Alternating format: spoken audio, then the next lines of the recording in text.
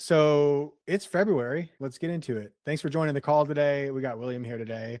What's going on out in California? You were telling me things are busy today, or what's going on? So we got one tile job. We're finishing up now. Got 2 vans here to try and knock it out. It's taking forever. I've been focusing on training, and it's been very hard to get people to be on task when they're supposed to be finding stuff to do. So I I'm hear not ya. off the van yet. So you've got two I folks put out there working? yeah. Well, it's just one guy right now. I've been trying to hire more people. I've done like 4 trial days with people, and they Yeah. either don't want to come back or they're like crazy from like ZipRecruiter, and like I can't find Yeah. enough people that can be reliable or like trustworthy. That's always tough in this business. So when I was hiring, I always used Indeed.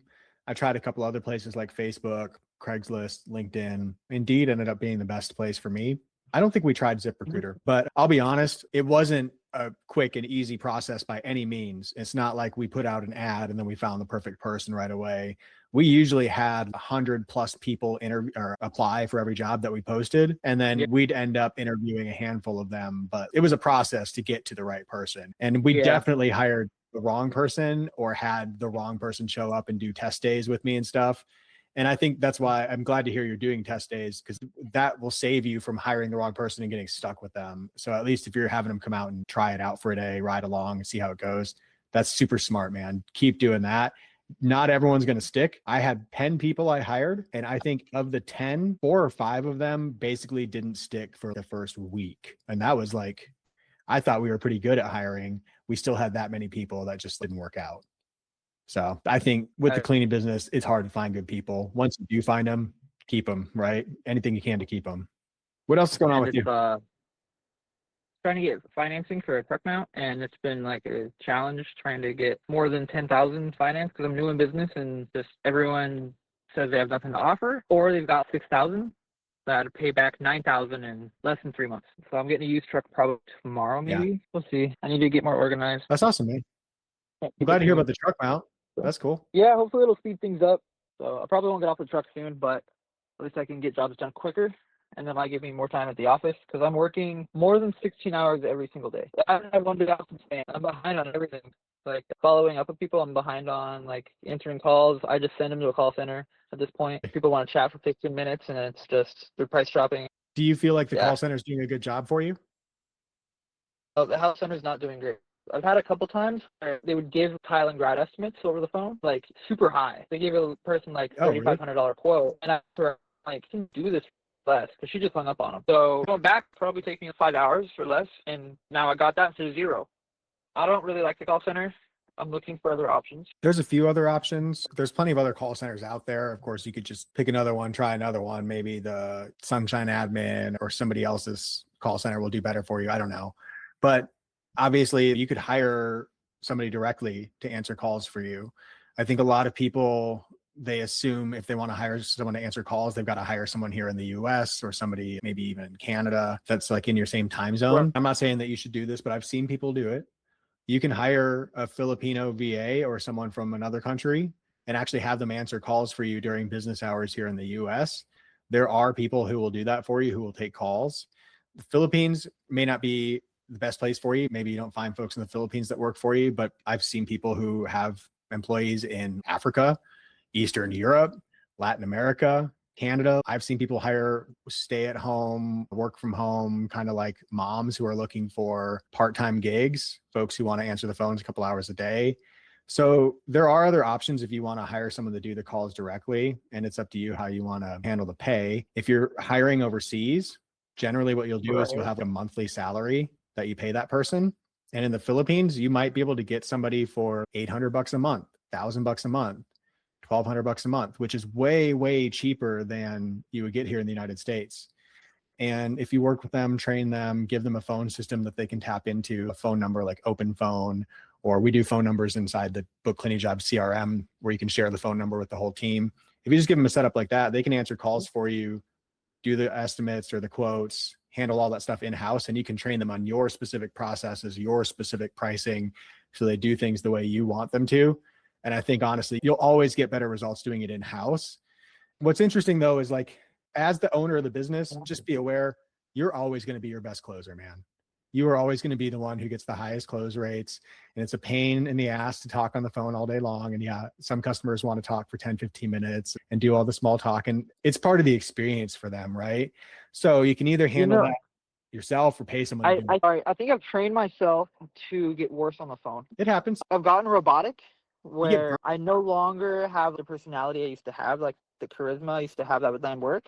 It's kind of gone on the phone when people call out of nowhere. I know you posted a video once that I thought was funny. It was like you're all rushing through work and you're like, hey, can you text me your address? And you like hang up. I feel like I'm doing that. I got to do the job I'm at.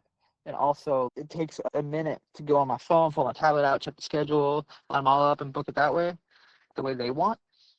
And if you don't book things and nurture them the way they need, then it's hard to accommodate sometimes. It's so hard to pull off both, be in the field and do that. I need to figure out like a script or something that's more, I don't want to say manipulative, but like formatted towards like, what's your name and write it down. What's this, what's that. And then basically force them into giving you details instead of just what's it cost for 2 rooms. Because I get that all the time, like 1 room, 2 room, or just a couch. Because my website's ranking for upholstery and I think that's it. So I'm getting tons of price dropping upholstery jobs. And it's really sketchy because some of them are like last night I got a 1 couch job. And then I walked out of $850 just off 1 stop. And I was up in Montecito, the hill of Santa Barbara. If I would have known that, I would have probably approached it a little different. But you never know. What you're talking about is the idea of a consultative sales process, or a process where somebody calls you and you're not just responding with a quote, just responding with a number and then hoping that they say yes and they book. I think that's where a lot of people start when they're answering the phones. These people are calling, I'm busy, or I'm just hoping to win the job. So I want to get them the price as quickly as possible. Maybe I want to build a little value by telling them what's included with that price. And then I'm just like trying to get them to agree to book it. And that's a good place to start. Where Kelly and I ended up going with our cleaning business, because I started in that same spot. And then I got busy in the field. I couldn't take all the calls. I started hiring and trying to get out of the field so I could keep taking the calls. But then I got burnt out on the phone too. Even once I was out of the field and all I had to do was answer the phone and answer emails all day, I got burnt out anyways, because we got 50 phone calls a day. So I hired Kelly to help answer the phones. And she helped me put together this consultative sales process where when people called, rather than responding like we're on our heels, like, hey, what's your minimum? What's your 2-room price? How much for a sofa? And you're just like trying to snap out a response with a number in it. Instead, you can disarm them and take control of the conversation, which is what you want to do. You want to take control of the conversation and start consulting on their actual needs by asking them questions. So you respond to their question with a question. That's how you open up the call with them. So they might ask you, how much for 2 rooms? And you'd say, yeah, I'm happy to help you with that. Let me ask you a couple questions. Do you have any pets? Is it just the 2 rooms? Do you have a hallway or any other rooms that you'd like done while we're there? Any furniture like that? You just ask them kind of open-ended questions, or questions designed to get them to give you more information so that you can quote them better serve their needs, offer the pet treatment if they need it, or the deep scrub, however your service looks. But you start asking them a couple of questions to kind of turn the tables and get them answering your questions instead of you answering their questions. And then you're in a better position to kind of like, when you give that price, you can position like why it is that price. So, okay, cool. You told me you've got pets. You told me the traffic areas are pretty soiled and you really want to make sure that those turn out well. That's your biggest concern. Cool. We can do 2 rooms and a hallway for this price. That includes the pet treatment, the deep scrub, the deodorizing, whatever, is included. You could try to open up the conversation to what else do you have in the house? What else are you interested in getting cleaned at this time? Is that all you want to do right now? Like there's an opportunity for you to upsell more right there. But I think just doing that initial turn, don't respond with the price right away, respond with a question and ask for more info about what they need. And I think you'll immediately turn those conversations into a different conversation altogether. It's hard to do consistently, but if you can just think of that, as soon as you answer the phone and they start asking their questions, what question could you ask them that would help you help them better? Is it pets? Is it traffic areas? Is it, do you have another room? Is it, when's the last time you had the carpets cleaned? Anything like that. Those are good questions to kind of think through. You're going to get burnt out talking on the phone, man. It's just going to happen. At some point, I think it makes sense for a lot of people to have somebody else answer the phones. It doesn't make financial sense early on for a lot of businesses, but once you start to get to 2 trucks and beyond, then you really might want to start thinking about having someone else do that stuff, even if it takes money out of your pocket. Even if then you go from making a good living off your carpet cleaning business to making a little bit of money off of it, but it's self-sufficient, and you have a team that runs it, and you don't have to deal with the day-to-day very often. You don't have to answer the calls all day. You don't have to clean the carpets, and you can still make a profit. Then you could do like what Spencer is doing, which is like you can start to invest in other parts of your business. Maybe you want to open a rug cleaning shop, or you want to get into air duct cleaning or something else like that, right? Because you're kind of freed up from it. I've seen some folks, they hire someone to answer the phones for them, and then they stay in the field. They just like the field work, and they just don't want to deal with the office and the phone ringing all day long. They'd rather stay in the field. It's kind of your personal choice, whatever you want to do. There's also AI. AI can help you with your calls. I don't recommend it as a full-time solution at all. For overflow, for after hours, weekends, I think it's a good idea. Actually, Google is rewarding companies that answer the phones more often now. So if you're answering the phone at 7 p.m. on Saturday, Google might rank you higher when people are searching, especially during those hours. Obviously, you probably don't want to answer the phone every Saturday night. You've got a life. You're trying to like take the weekend off, spend time with family. I haven't had a day off. I've literally had every single day. I haven't had like an hour to call my dad or like anything like that. In your case, man, I think you're going to be faced with some overwhelm and some burnout soon if it keeps going like that. I would write down everything that you are spending time on during the week. Just start making a list of it. And I've had to start doing this recently because I'm getting overwhelmed with stuff. I just get out like a pad, a paper, and when my head is spinning and I'm like, I got to do this, I got to do that, I got to do that, and it's starting to stress me out, I just write it all down. I write down each thing, not like it's a to-do list, but just to get it out of my head. I'm going to take this idea, I'm going to pull it out of my head, put it on paper, and now it's on that piece of paper. If I need it later, it's there, but I can move on with my day. Start writing down all the stuff that you're spending time on. Just as you're doing it, I'm spending time doing this, I'm doing this, I'm doing this. Make a big list. And then you have a list of tasks that you either need to delegate or automate or get rid of altogether in your business if it's not necessary. Some of the stuff you're doing, I guarantee you could just stop doing and it wouldn't hurt your business. Some of it, if you spend a little time automating at one time, you might be done with it forever. And then some of it you could delegate. Some of it's going to stay yours because it's got to be done and you're the best man for the job. But that exercise might be worth doing. Maybe over the next week, just write down everything you're doing all day.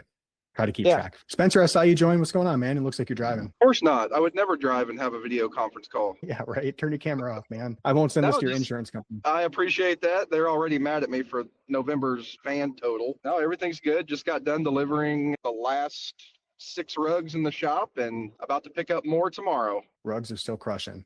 Glad to hear it, man. It's been pretty good. What else can I help with tonight? Overwhelm, unable to take time off. I'm very familiar with all that. I know exactly what that's like. So in regards to the overwhelmed, always on the phone, I was really wanting to maybe look into the online booking. I don't have that turned on right now. And I was talking with Kiro. I think you guys know Kiro. Yeah. I did a rug cleaning class with him out in Alabama a few months ago. And he was telling me that he absolutely loves the online booking option. So kind of looking into that, maybe wanting to get that turned on. So are you on House Call Pro? Yes. Their online booking is pretty solid, and they've fixed all of the problems that I had with it when they updated their online booking like a year ago. They have a new online booking portal that's pretty easy to put together.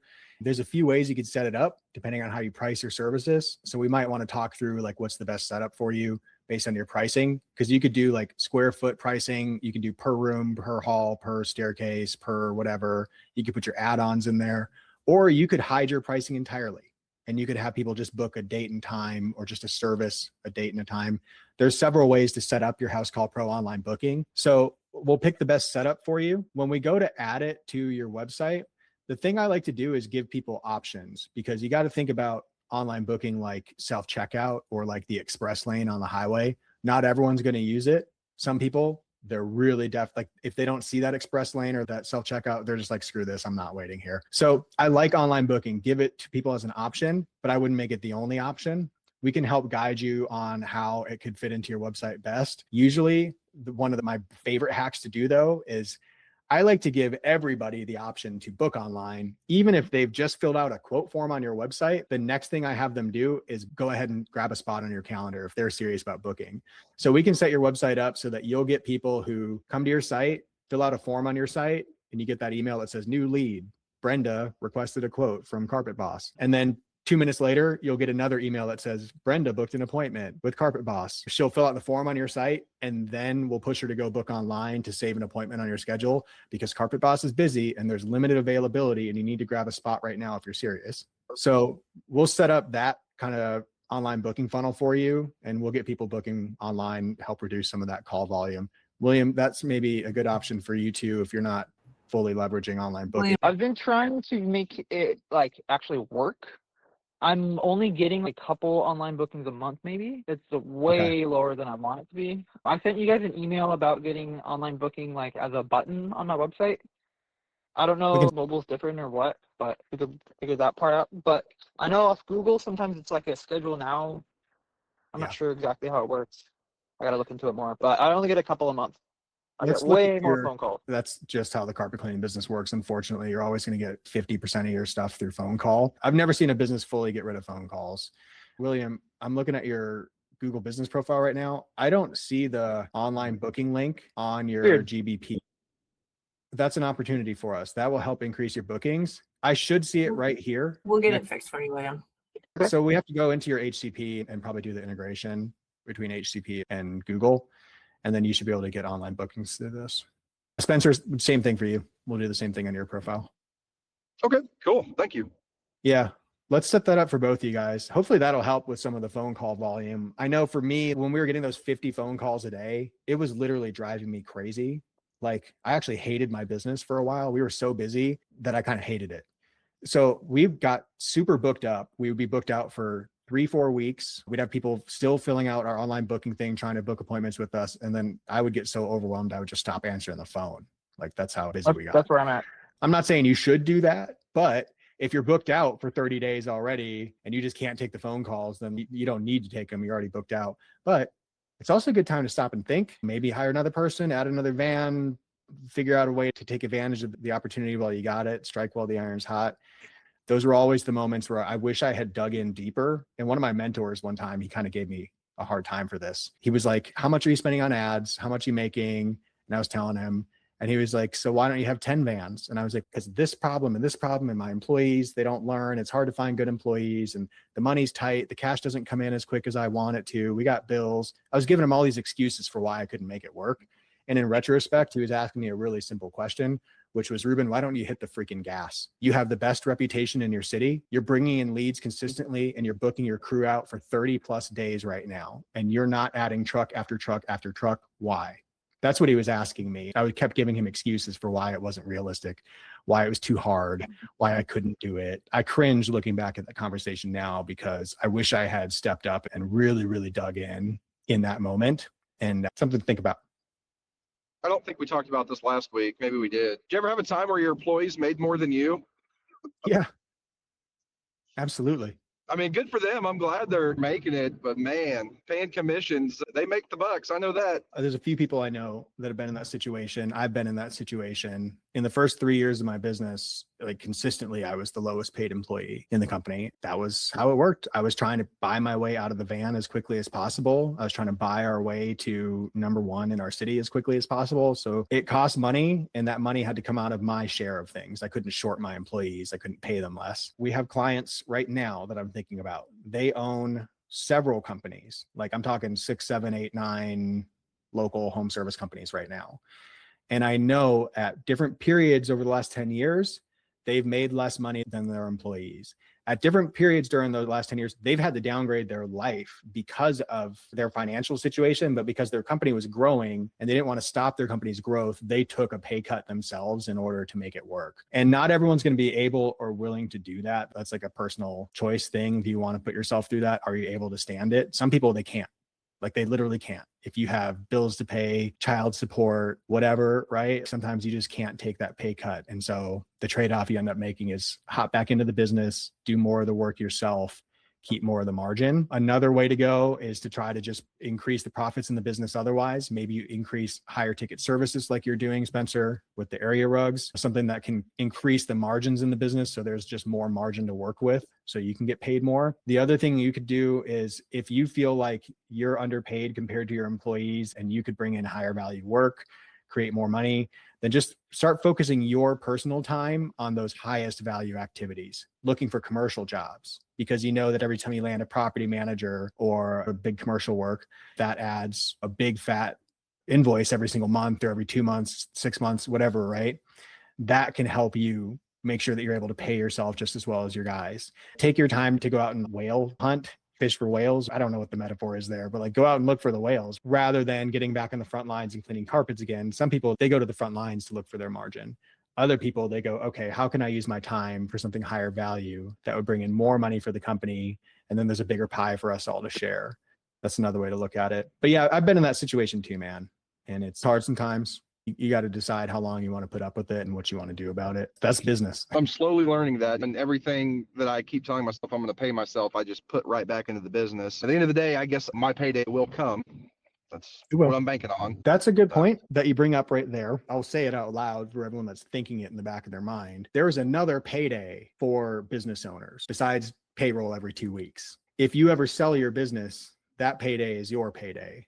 And your employees, if they don't have profit sharing or ownership in the business and they don't really share in that payday, that's your payday. And that's where entrepreneurs make a lot of their life-changing money. There's only a few ways people get wealthy in the United States.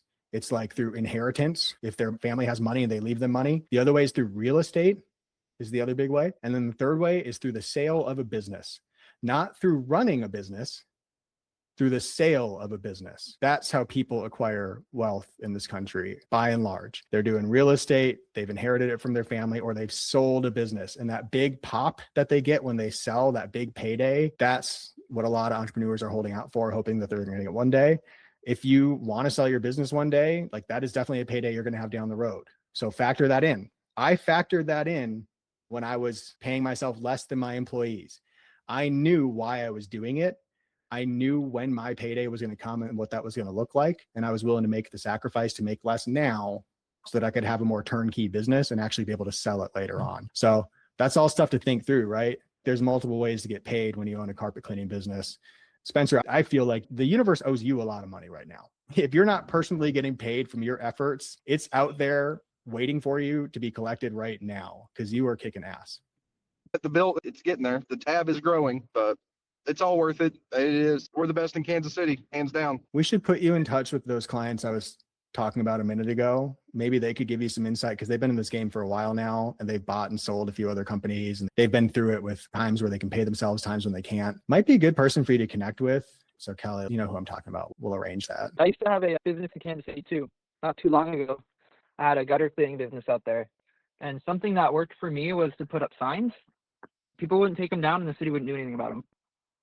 So I put signs up everywhere, just for gutter cleaning, and I just put cleaning and a phone number, and then I send it to a Google number. And it works out there. Can't do it here in California. You can do it here in Washington. There's people with signs all over, not in our neighborhood, but on the highway that goes through our little town. And just like for all the towns nearby us, they're full of these signs. Spencer, have you tried yard signs at all? There was a time when I had about 50 of them out there. And then I think I saw maybe 10 of them get just mowed up by mowers. I did it a long time ago. I never did signs personally. I know a couple people who are very successful with these. One person who's not a client, but he's in Idaho, who I think does very well with signs. He puts them in all of his clients' yards after he's done the cleaning and he leaves it there for 30 days or something like that. But then he also puts signs up all over town. I think the trick with signs, like anything else, like any other marketing, it's consistency.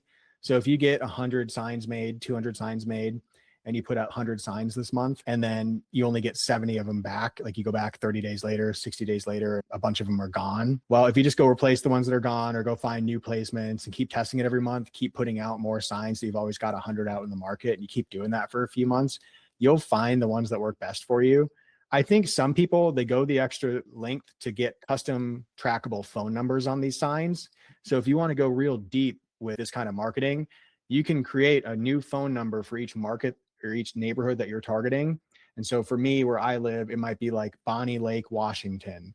I'd get a number for Bonnie Lake, and then a number for Puyallup, Washington, and then another number for Federal Way, Washington. Let's just pretend those were 3 cities I wanted to serve.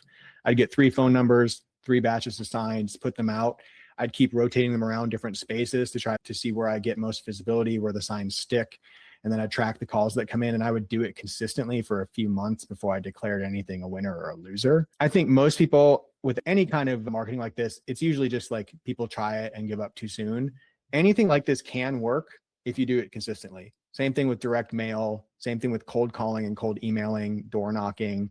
All of it works. It's just about consistency. Anybody who lives in an area where these signs are allowed, like this stuff totally works.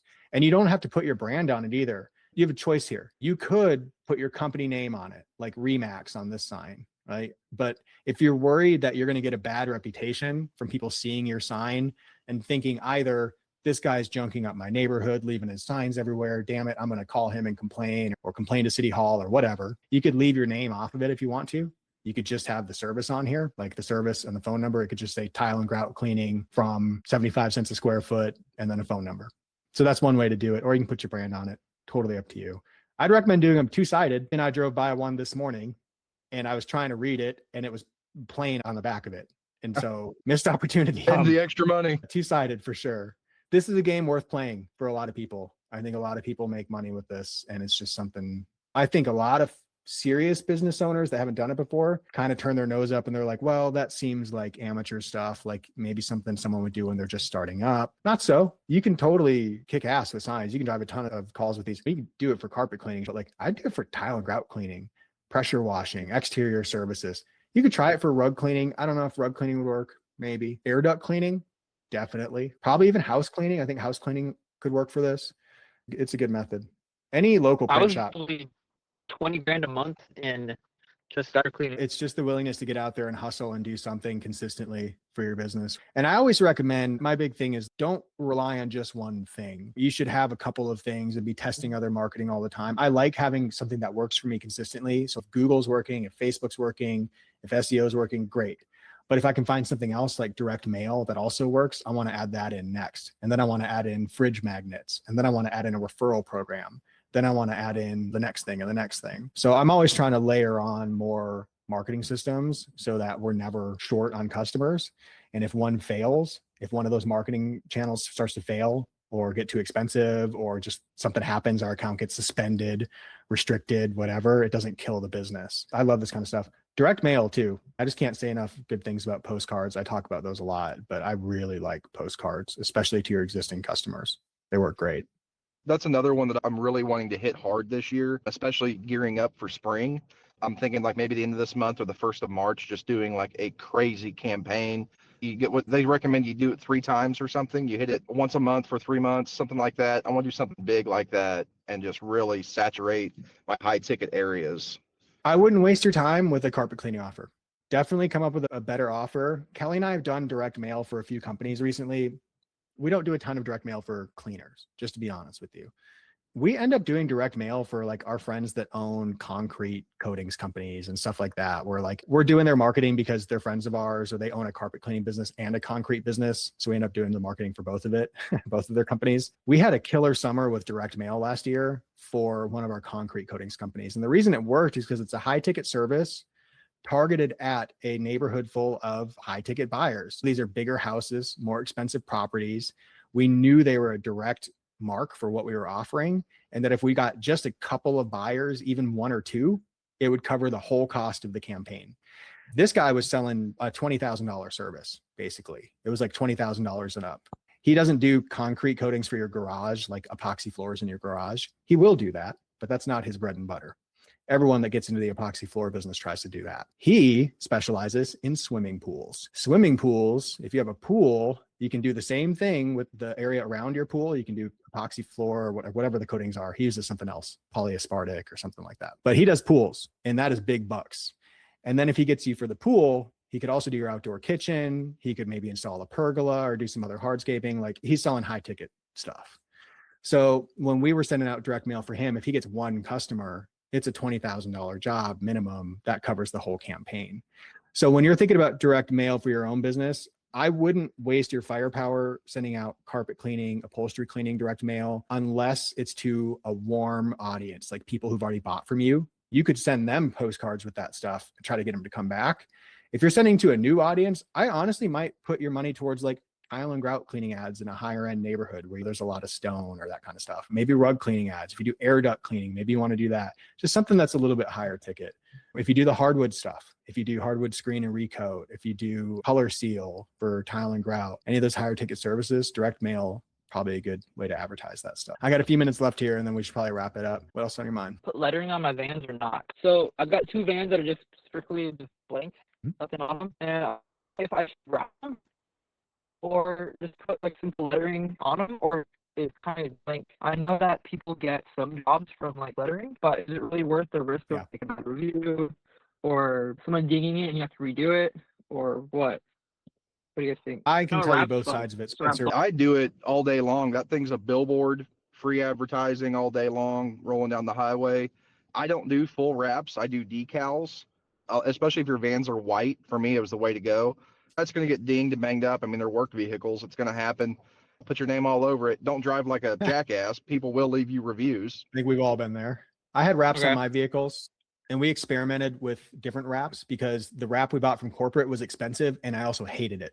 I had a franchise, so they had a corporate approved wrap. It was so ugly, people would complain about it. My next door neighbor complained about this wrap one time because he was like, dude, your van is parked next to my window and I look at it every day, and like, I just hate the way your van looks. That's how much he hated our wrap. So I tried a different wrap. I tried just putting our logos on the van with phone numbers and website. And we did like our backup van that way. We had a Chevy Astro van or something that was in pristine condition somehow after 30 years. And we used that as like our backup van for just like picking up rugs or filling in if our other two vans were busy. That one I did just a logo on the back panel and then phone numbers and website. Super clean, super simple. Honestly, that worked just fine. I didn't feel the need for a full wrap after that. However, I know from talking to our clients that have full wraps, they definitely feel like they get jobs from that wrap, that it was worth the investment, that they like the way the van looks. It makes them feel more professional. It makes an older van look newer. You can't tell how old the van is once it's wrapped, and they get business from it. So I'm in favor of just putting something on your van. I think the white vans, they can work. And I've done business in white vans, like when I've had vans get wrecked and I couldn't get one lettered in time. But I always felt kind of weird about it, like showing up in a plain white van, to the point that I would actually call my customers ahead of time and be like, hey, just a heads up, our crew's coming, but one of our vans is out for service. And so they're going to show up in a plain white van. I don't want you to get freaked out and think that we sent a subcontractor or the wrong company or something like that. Those are my guys. They'll be in uniform. You'll see them. I like the branding. I think it makes homeowners feel more comfortable with who's pulling up to their house. I think so. I don't even have uniforms yet. Oh, uniforms are super easy, man. Get some polo shirts made. That's all I wore. That was the whole uniform. Yeah, just the quick dry polos.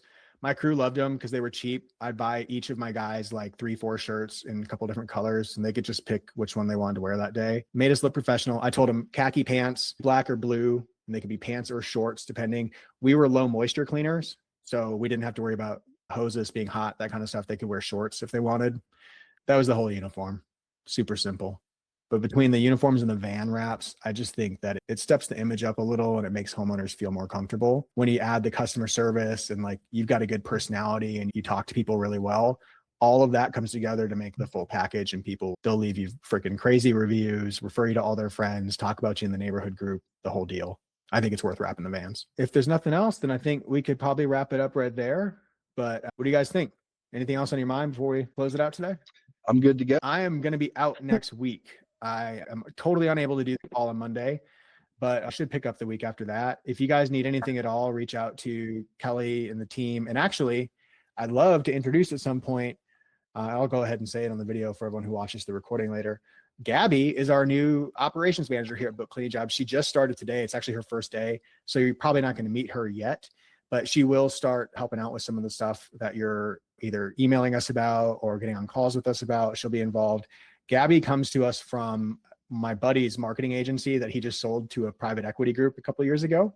She's been working there since he sold the company, and she really, really wanted to get back to working at a company like ours. So I convinced her to come over and work for us. I'm so excited to have her here. And so if you guys need anything at all, just reach out to us. I've got the team ready to go for whatever you need. We're here for you. If you need anything else, hit me up. Otherwise, have a great week, and I'll talk to you guys later. All right. See you guys. Yeah. Thank you.